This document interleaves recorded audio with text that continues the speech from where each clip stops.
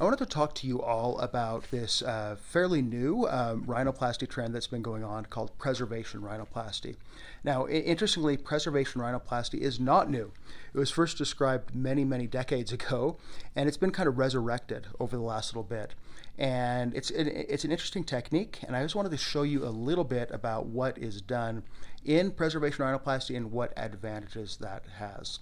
So I'm going to do some little drawing on the whiteboard and kind of show you what I mean. So stay tuned. So what is preservation rhinoplasty? So it's essentially just a way to preserve this part of the nose, the dorsum. So let's go to the board here, and I can kind of show you what I mean here. So if we look at the board, if we look at a nose, so the nose kind of comes down like this. We've got the lips like this and the chin, right? Not the best nose.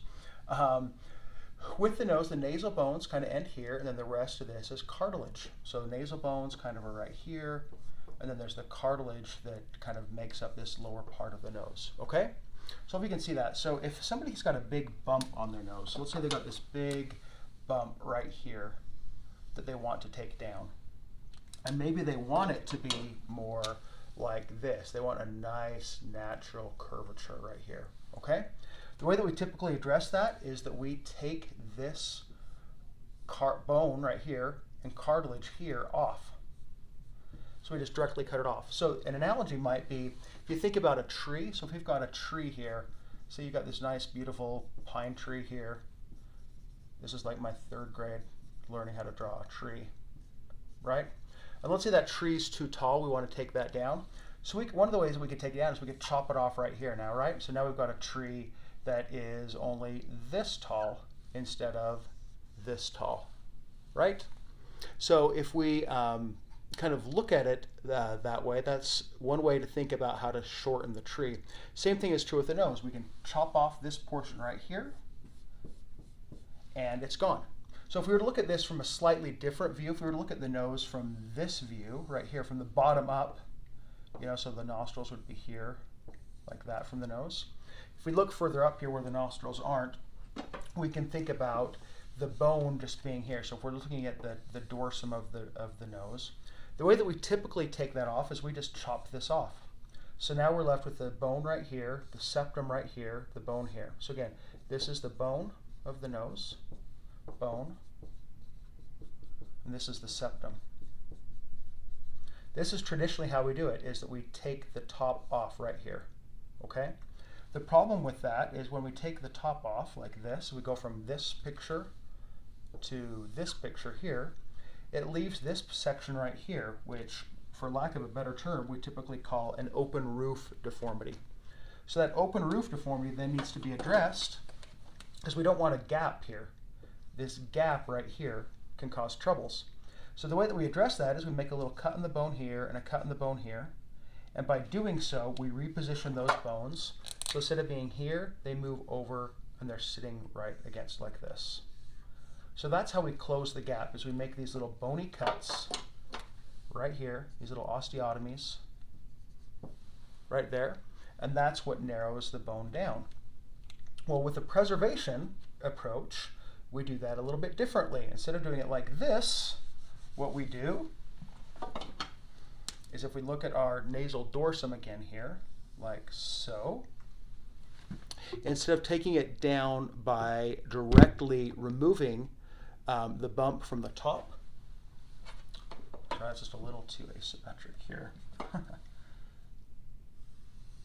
Instead of cutting it off like this, what we do is, well, let's take it out from here. So the way that I typically do is I'll take a section out from here of the septum, and then I'll either take a section out here of the bone or just cut it down.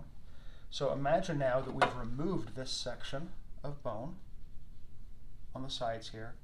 We've removed this section of the septum, and now look what can happen.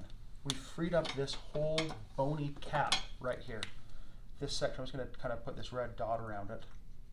We've freed this whole section up, and we can now push that down, or let it down, depending on the technique. It's called different things. So we can now move this section here, where we have this bony section right here, and if we were to push that down, it's now going to be sitting on this bone right here, and the bone right here, and then sitting kind of right here on the septum. So what does that do? So we've shortened the height by about this much, here and here. What that does is that instead of cutting it off right here where we have to make these cuts to lower this, when we do that, we run into an issue. So think what's overlying that bone and cartilage. What's overlying that bone and cartilage is the skin. By making the cuts right here on this portion, you can sometimes get some little asymmetries and stuff like that that sit up on that bone right here. So even after we do those bony cuts, we can smooth it, and we do a lot of work to try to smooth that out. But instead of doing it that way, with this technique, it maintains the integrity of that. So that has not changed. It preserves that dorsum. So if we were to look at it on the side view, just to show you a little bit more of what we do, I'm just going to erase this blue right here, or at least most of the blue. Instead of cutting it out, what we do in this case is that we would remove a section of the septum right here, kind of like so. This is the so-called, the way that I like to do it is with this Saban high septal strip. We take this portion out, and then we push this down. And it gives a nice smooth dorsum. So instead of having the dorsum sitting up here like that high one there is shown in brown, it pushes it down like this. And we've done that without disturbing those relationships between the skin of the nose right here and the underlying bone and cartilage there. So in other words, if we go back to our tree example here, I'm just going to zoom in a little bit and show you this. Instead of cutting the tree down like this, what we've done is if we have the tree like this, instead of cutting off the top, we're taking out a section here in the middle, and then we're putting it back together again. Of course, you can't do that with the tree, but you can do that with the human body. So it's kind of cool. So that is what the preservation rhinoplasty is mostly about. It's a little oversimplified, but that's kind of what we do. And that's why the recovery is shorter, because we don't disturb this relationship right here. Hope that was useful. Hope that was fun. If you have questions, please let me know.